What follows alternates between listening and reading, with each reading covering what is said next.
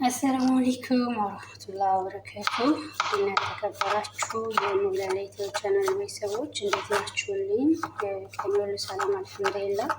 ኢንሻአላህ ሁላችሁ በያላችሁበት ሰላምና ጤና እንድትሆኑ መልካም ምኞቴ ነው ማለት ነው። ያው እንግዲህ ሰብስክራይብ፣ ላይክ፣ ኮሜንት፣ ሼር ማድረግ ቪዲዮን ጀምሩት። በዛው አበረታቱኝ ማለት ነው። ያው እንግዲህ እንደምታዩት በጠዋቱ ሰላጣ እየቆረጥኩኝ ነው ያለሁት ማለት ነው። የሚገርማችሁ 3 ሰዓት ቢሆን ጥሩ ነው። ፈጅር ነው። ፈጅር 11 ሰዓት ተኩል ተነስቼ ሰላጣ እየቆረጥኩ ነው። በዚህ ሌሊት ምንድነው ተነስቼ ሰላጣ የምትቆርጩ ካላችሁ ሴትዬ ስራ ስትሄድ ጊዜ ስራ ቦታ እዛ የምትሄደው ሰላጣ ነው እና ጊዜ ዘጥወጥ ተነስቼ ሰላጣ ነው የምቆርጠው ማለት ነው። ያው ይሻላል ልጆችን ተነስቶ ከመዳረቅ ለመስዋዕት ትልበሱ ተነሷት ከማለት የማያስቸግረውን እና የማይናገረውን ሰላጣ እንዲቆረጥ አድርጌ ያሸኛለሁ ማለት ነው እና እንግዲህ ኢንሻአላህ ኮንትራት ስትሆኑ ሁሉም ነገር ችላችሁ ነው እንደፈለጋችሁ ፈንጥዛችሁ አይደለም እና ያው ምንም ማድረግ አይቻልም ማለት ነው። እና ልጆቼ ብቅ ያልኩት እንደምን መሰላችሁ አብዛኛው ኮንትራት ቤት ላላችሁ ነገር ግን ለመውጣት ላሰባችሁ እህቶች ነው ማለት ነው እና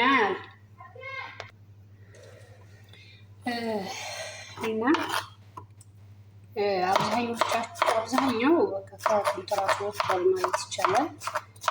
እንዲሁም ደግሞ እንደዛው ኮንትራት ቤት የምንሰራ ልጆችም አለን እና በተለይ በዚህ ሰዓት በእርግጥ የሰው ልጅ ያለበት ቤት ወይም የሚሰራበት ቦታ ከተመቸው ማንም ሰው ካለበት መውጣትና ህገወጥ መሆን አይችልም እና ይሄንባችሁ የተነሳሳሁት መጨረሻ አካባቢ ነግራቸዋለሁ። አንድ ጓደኛዬ ተኮንትራት ወጥታ በትዳሯን ህይወቷ ላይ ምን እንደገጠማት ማለት ነው እና ምናልባት ለመውጣት እያሰባችሁ ላላችሁ ልጆች ትምህርት ይሆናችኋል በማለት ነው እና አንዳንዶች ምናልባት ስራም የሚበዛባቸው እህቶች አሉ። ስራ ስለሚበዛ ያው ነገሮች ከአቅም በላይ ሲሆኑ ሊሆን ይችላል። አንዳንዶች ደግሞ ያሉባቸው ሰዎች ላይመቻቸው ይችላሉ፣ ወይም ጸባያቸው ያው ብቻ ሁሉ ነገር ተሟልቶ አይገኝም። በዛ ምክንያት ሊሆን ይችላል።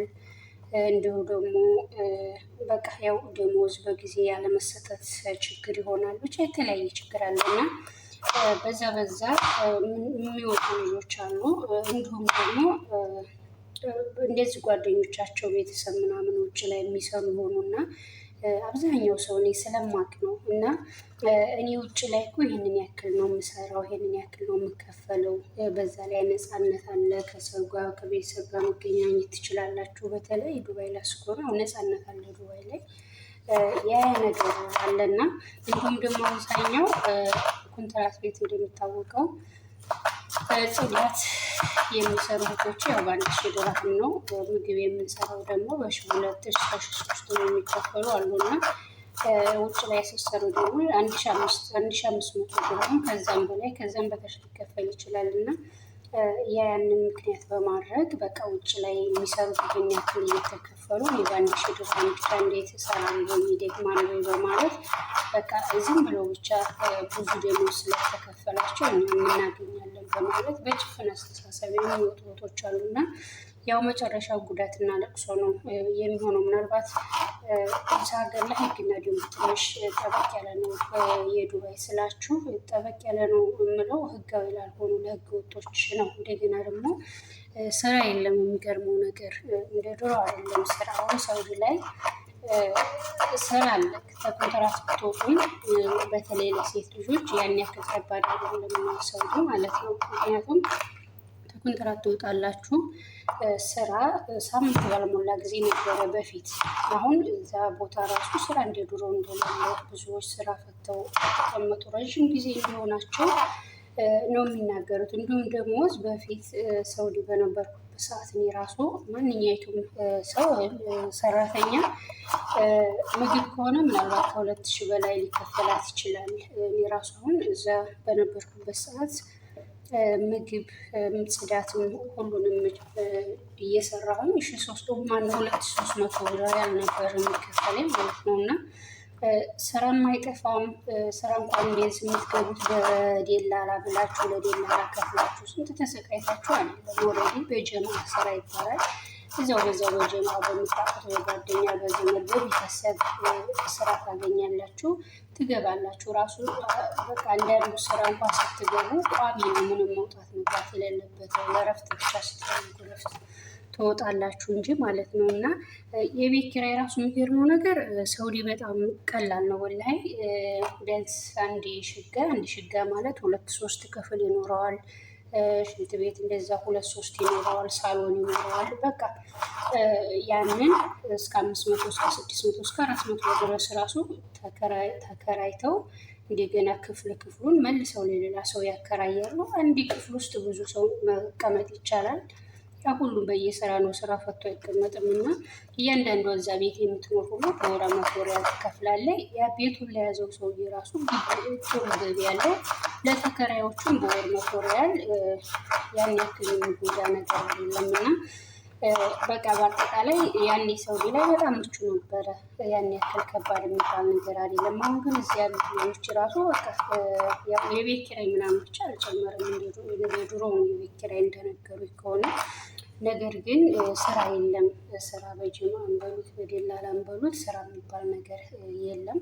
እንደገና ደግሞ እንደ በፊቱ ከ2000 በላይ ጽዳት የሚሆን ምግብ ስራ መስራት የለም። ምናልባት አሁን ላይ በ2000 እየሰሩና 2000 እየተከፈላቸው ያሉት በፊት በቃ አመታትን ያስቆጠሩ ቋሚ ስራ ያላቸው ናቸው። ያው በ2000 እንደገቡ በዛው እየተከፈላቸው ያለው እንጂ አብዛኛዎቹ ከስራ ወጥተው ስራ መቀየር የሚፈልጉ እህቶች በ5፣ በ3፣ በ4 እንደሆነ ነው ሳውዲ ራሱ ስራ እየገቡ እንዳለ የሚነግሩንና ያው ሰዓት በመሰረቱ የትም ቦታ ቢሆን ሀገራችን ብቻ ኑሮ ተወደደ እንላለን እንጂ የትም ቦታ ኑሮ ተወደደ እንዳል በጣም ማለት ነው። እና ያው እንግዲህ ኑሮ ውድነቱም የትም ቦታ ነው። እንዲሁም ደግሞ ሳውዲ ላይ ያለው ህግና ደንብ እንደ ድሮ አይደለም። እንደምንሰማው ከሆነ ኢቨን እርዳታ እንኳን እንደበፊቱ እየተሰጡ አይደሉም የሳውዲ ዜጎች። እና ያው ለዛም መሰለኝ እነሱም እንግዲህ ኑሮ እንደከበዳቸው ነው እየሰማን ያለ ነው። ብቻ ለሀብቸው በየሀገሩ ነው ኑሮ ውድነት ማለት ነው። እና እዚህ ወደ ኢመራት ደግሞ ስንመጣ ኢመራት ስራ አንደኛ ስራ የለም። ስራ ደግሞ እንደዚህ በጀማ ምናምን ብሎ ነገር የለም። እንደው ምናልባት ከስንት አንገት የምታውቁት ሰው ምናምን ካልሆነ በቀር አብዛኛው ለደላላ 200-300 ድርሃም ነው የከፈሉ ስራ የሚገቡት ማለት ነው። እና ስራ ሲገቡም ደግሞ አብዛኛው ስራ ወይ ስራው በጣም ከባድ ነው ወይ ሰዎቹ መጥፎ ናቸው። ቋሚ አይደለም። በቃ እንደው ከስንት አንዲቶች ነው እንጂ ቋሚ ስራ የሚሰሩት የአብዛኛዎቹ ከ2 ወር ከ3 ወር የማታልፍ ስራ ናት። እና እንደገና ደግሞ የቤት ኪራይ የሚገርመው ነገር ዱባይ ላይ የቤት ኪራይ በጣም ከባድ እንደሆነ ነው የሚነግሩን ማለት ነው። እና ሌላው ቀርቶ እንኳን ማንኛውም ሰው አይደለም ባለትዳሮች እንኳን ያው ከስንት አንዳንድ ምናልባት ጥሩ ስራ ጥሩ ገቢና ያው ቋሚ ስራ ያላቸው ናቸው እንጂ አብዛኛዎቹ ባለትዳሮቹ እንኳን ኢጃዛ ቤት እንደማይዙ ነው የሰማነው። እና ያው በዚህ ሁኔታ ነው በቃ አሁን ላይ ያለው አየር የትም ቦታ ማለት ነው። በተለይ ዱባይ ላይ አሁን ሁሉም ሰው ገብቶ እንትን ብሏል። ማን ነው በቃ ሰው በጣም በዝቷል። እና ያ ሁሉም በእርግጥ ርዚቁን የእህል ውሃውን የሚበላው ማለት ነው። እንግዲህ ልጆቼ ወደ መጣሁበት ወዲያና እሱ ስገባ በኮንትራት ስትወጡ ተጠንቀቁ። በተለይ ባለትዳር እህቶች ማለት ነው። እና ትዳር ያላችሁ ትዳራችሁን ጥላችሁ የመጣችሁ ማለት ነው። ምናልባት አልመቻችሁ ካለ እዚህ ቦታ ችግር የለም መቀየር ትችላላችሁ። ያው ቢሮ እንግዲህ ያለውን ስቃይ አብዛኞቻችን እናውቃለን። ቢሮ ወደ ሌላ ለመሰቃየት ነው አብዛኛው ሰው የሚጠፋው። ነገር ግን እንደው ወጥተን ውጭ ላይ ከሚሰቃይ የቢሮ ሄደን ለወር ለ2 ወር ተሰቃይተን ህጋዊ ሆነን ወደ ስራ በህጋዊ መንገድ ብንገባ ይሻላል። እና ይቺ ጓደኛ እንግዲህ ምንድን ነው የገጠማት? ተኮንትራት ያው ከሰዎቿ ጋር ልስማማ ስትል ከባሏ ጋር ሳትመካከር ዝም ብላ ከኮንትራት ትወጣለች ማለት ነው፣ ትጠፋለች። እና ከኮንትራት ወጥታ ልክ ከወጣሽ በኋላ ባሏን እንደዚህ ወጥቻለሁኝ ስትለው ምን ቢያደርግ ጥሩ ነው? ያው ታውቃላችሁ አንዳንዴ የኢትዮጵያ ወደቀ ሲባል ተሰበረ ነው። በጣም ቀላሊቱን ነገር አካብደው ነው የሚያወሩት። እና ልክ ከኮንትራት መውጣቷን ሲሰማ ባል በጣም ተናዶ እንደዛ ከኮንትራት ከወጣችሁ በቃ ስራችሁ ሌላ አይደለም ወይ ስራ ትሰራላችሁ? በቃ አለ አይደለ? ልክ ከኮንትራት የወጣችሁ ስራ ሰርታ ልትለወጥ ሳይሆን ያው ሌላ ነገር እንደምታደርግ በቃ ሰርታም እንደምትለወጥ የነግራትና አንቺ በቃ ካሁን በኋላ ለኔ የሚስታኮኝም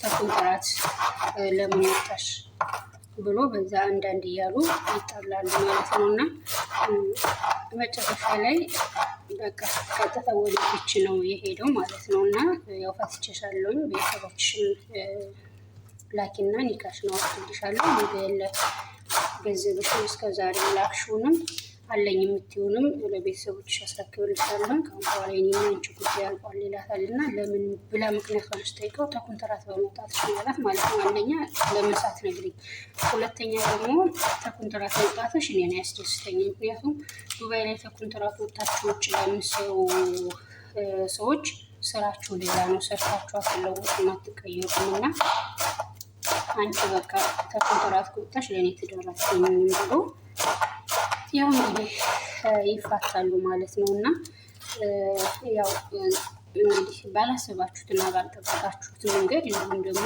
ይሄን አይነት ችግርና ይሄን አይነት ጉዳት ያመጣብኛል ብላችሁ ምንም ሳታስቡና ሳትጠረጥሩ ያው በነገራችን ላይ ትዳር ስትተውት ችግር የለም። ከተዋችሁት ኦልሬዲ ትዳሩን ካልፈለጋችሁት ቀደም ብላችሁ ስላሰባችሁበት ቢፈርስም ምንም አይመስላችሁ። ነገር ግን ድንገት በቃ ባልጠበቃችሁበት መንገድ ትዳራችሁ ሲፈርስ ያው ስሜቱ ከባድ ነው። የሚያካክዋል የደረሰበት ያውቀዋል ማለት ነው። እና እንግዲህ በዚህ ምክንያት ትዳሯን ስታጣ ያው ለብዙ ቀን በጣም ድብርቴሽን ውስጥ ሆና በማልቀስም በማዘን እንደገና ደግሞ እንዲሁም ጸጸት የሚባሉ ነገር አለ። እና አንዳንዴ ቀለል ያደርጋችሁ ያያችኋቸው ነገሮች ከባድ ይሆናሉ። ለምን አንደኛ ለምሳሌና ብናገሩ ምናልባት ወይም ማቶጭም ቢለይምም አለመውጣት ይችል ነበረ።